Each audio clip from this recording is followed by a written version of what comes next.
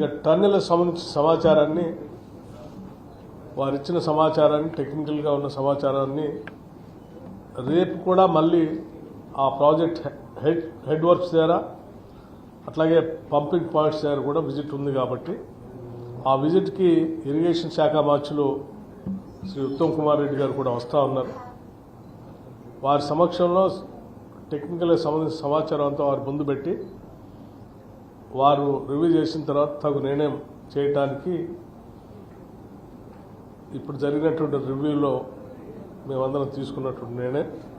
So రేపు మంత్రి గారు వచ్చిన తర్వాత దాన్ని రివ్యూ చేసి ఆ టన్నెల్ సంబంధించిన కార్యక్రమాన్ని సమాచారం కూడా మీ అందరికీ అందివ్వటం జరుగుతుంది. బట్ ఏది ఏమైనప్పటికీ కూడా మొత్తం క్యాలెండర్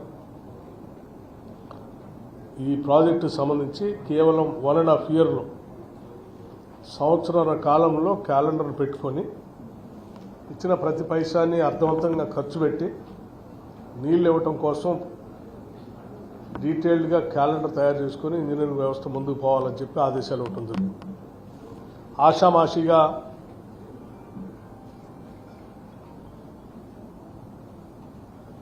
శాఖలు పనిచేసుకుంటూ పోవటం కాదు, ఫోకస్డ్గా అకౌంటబుల్గా పెట్టే ప్రతి పైసకి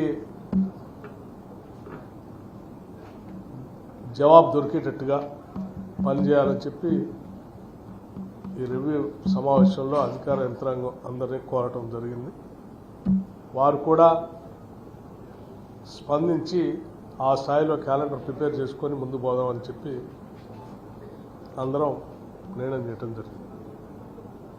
దాంతోపాటు ఎస్ఆర్ఎస్పి సంబంధించి ఫేజ్ 2 ఎస్ఆర్ఎస్పి సంబంధించి ఖమ్మం జిల్లా పనికొచ్చేటువంటి తిరుమలాపాలెం కానీ కూసుపంచి మండలాలకు కానీ వచ్చేటువంటి నీళ్లకి మధ్య మధ్యలో కొద్ది ల్యాండ్ అక్విజిషన్ సంబంధించి పెండింగ్ ఉన్నాయి.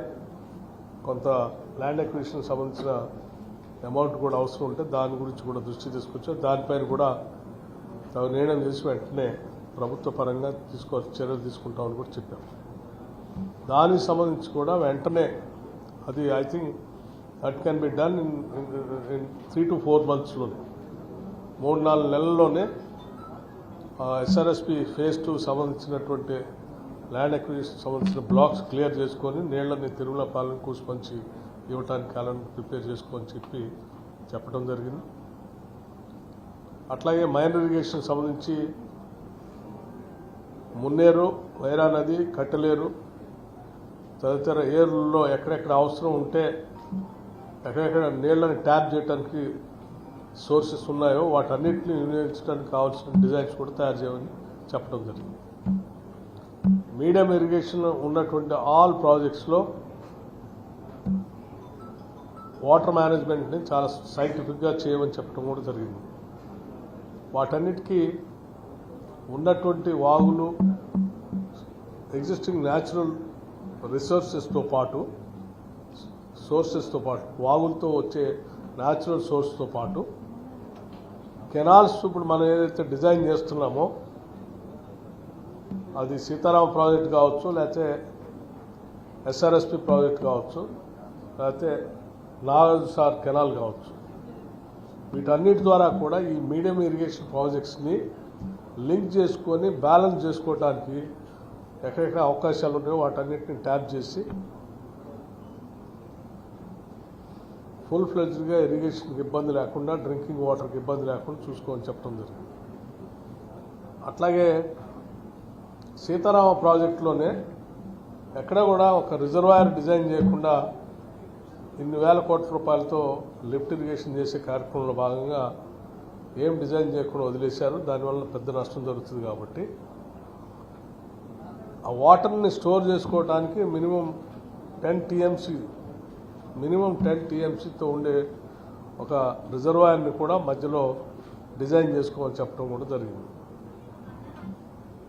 సో భవిష్యత్తులో ఖమ్మం జిల్లాకు సంబంధించి వ్యవసాయ పరంగా, డ్రింకింగ్ పరంగా ఎటువంటి నీటి ఎద్దడి లేకుండా ఉండే విధంగా అన్ని రూపకల్పన చేసుకొని వాటన్నిటిని యాజిటీజ్గా ఇంప్లిమెంట్ చేసుకోవడానికి కావాల్సిన క్యాలెండర్ కూడా తయారు చేసుకోవాలని చెప్పటం అధికారులకి ఆదేశాలు ఇవ్వటం జరిగింది. ఈ ఎడ్యుకేషన్ సంబంధించి మీ అందరూ తెలిసిందే, ఈ ప్రభుత్వం ఎడ్యుకేషన్ మీద టాప్ ప్రయారిటీస్ చాలా ఫోకస్డ్గా బడ్జెట్ని ఎంత అవసరమైతే అంత ఖర్చు పెట్టడానికి కూడా సిద్ధంగా ఉంది. అమ్మ ఆదర్శ పాఠశాలలు తీసుకొని ఇప్పటికే పాఠశాలన్నింటినీ కార్పొరేట్ స్కూల్స్తో సమానంగా ఉండేటట్టుగా బెంచెస్ కానీ, బ్లాక్ బోర్డ్స్ కానీ, డిజిటల్ బోర్డ్స్ కానీ, డిజిటల్ క్లాస్ రూమ్స్ కానీ మార్చేసి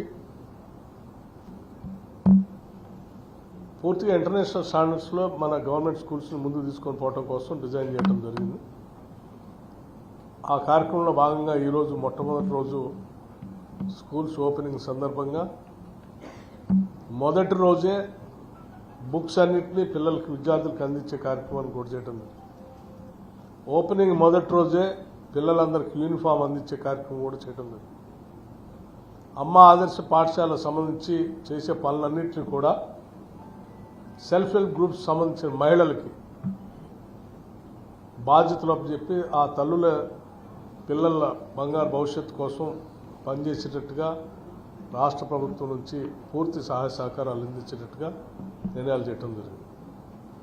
భవిష్యత్తులో రాష్ట్రంలో రెసిడెన్షియల్ స్కూల్స్ సంబంధించి ఇంటిగ్రేటెడ్ రెసిడెన్షియల్ స్కూల్స్గా మార్చడానికి 4-5 స్కూల్స్ అన్నింటినీ ఒకటే దగ్గర పెట్టి కట్టడం కోసం కావాల్సిన ల్యాండ్స్ అన్నింటినీ కూడా ఐడెంటిఫై చేయండి అని చెప్పడం కూడా జరిగింది. జిల్లాలో ఉన్నటువంటి అన్ని శాసనసభ నియోజకవర్గాల్లో ప్రభుత్వ పరంగా భూములు 10 ఎకరాల నుంచి 20-25 ఎకరాల వరకు ఎక్కడ వీలున్నా అక్కడ ఐడెంటిఫై చేస్తే ఆ శాసనసభ నియోజకవర్గాల్లో ఎవరు ముందుగా ల్యాండ్ ఐడెంటిఫై చేసి ఇస్తారో ఆయా శాసనసభ నియోజకవర్గాల్లో ఇంటిగ్రేటెడ్ రెసిడెన్షియల్ స్కూల్స్ని వెంటనే ఫౌండేషన్ స్టోన్ వేసి బిల్డింగ్ పనిచేసే విధంగా స్టార్ట్ చేసే విధంగా కూడా ఆలోచన చేయడం జరుగుతుంది. భవిష్యత్తులో ఈ ఇంటిగ్రేటెడ్ రెసిడెన్షియల్ స్కూల్స్తో పాటు ప్రభుత్వ పరంగా మేము అనౌన్స్ చేసినటువంటి ఇంటర్నేషనల్ స్కూల్స్కి సంబంధించి తెలంగాణ పబ్లిక్ స్కూల్స్గా నామకరణం చేశాం. అది గత బడ్జెట్ సమావేశాల్లో కూడా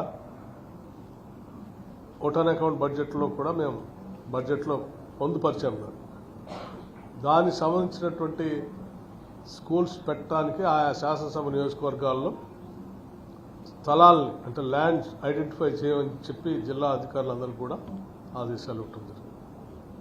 సో ముందుగా ఈ రెండింటిపైన దృష్టి సారించి పూర్తిగా జవాబుదారితనంగా జిల్లా యంత్రాంగం అంతా కూడా ఒక క్యాలెండర్ తయారు చేసుకొని every day is a job, ఆ జాబ్ని అప్డేట్ చేసుకుంటూ ముందుకు పోయేటువంటి కార్యక్రమాన్ని చేసే విధంగా రివ్యూ కార్యక్రమం జరిగింది. మిగతా శాఖలకు సంబంధించి ఆ అవసరాలను బట్టి ఎప్పటికప్పుడు రివ్యూ చేసుకుంటూ ముందుకు పోతాం. కార్యక్రమంలో పాల్గొన్నటువంటి మంత్రులు ఇద్దరికి, తుమ్మల నాగేశ్వరరావు గారికి, పొంగులేటి శ్రీనివాసరెడ్డి గారికి, పార్లమెంట్ సభ్యులు రఘురామరెడ్డి గారికి, శాసనసభ్యులు రాఘమయ్య గారికి, రామదాస్ నాయక్ గారికి ప్రత్యేకంగా ధన్యవాదాలు. అట్లాగే ఈ రివ్యూ కార్యక్రమంలో పాల్గొని మేము ఇచ్చినటువంటి కార్యాచరణ ప్రణాళికని తూచా తప్పకుండా అమలు చేయడం కోసం డైరెక్షన్స్ ఇస్తూ, ఎగ్జిక్యూట్ చేస్తూ, మానిటర్ చేస్తూ పనిచేసే జిల్లా కలెక్టర్ గారికి, మిగతా సిబ్బందికి అందరికి కూడా అభినందనలు. Thank you.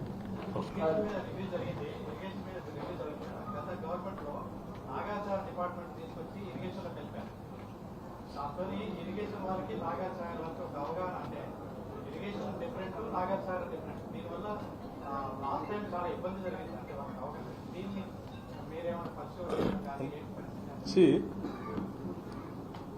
ప్రాజెక్టుల వారుగా ఒక ఇంజనీరింగ్ వ్యవస్థ ఉండేది, ప్రభుత్వ పరంగా ఇరిగేషన్ శాఖ ఒక ఇంజనీరింగ్ వ్యవస్థ ఉండేది.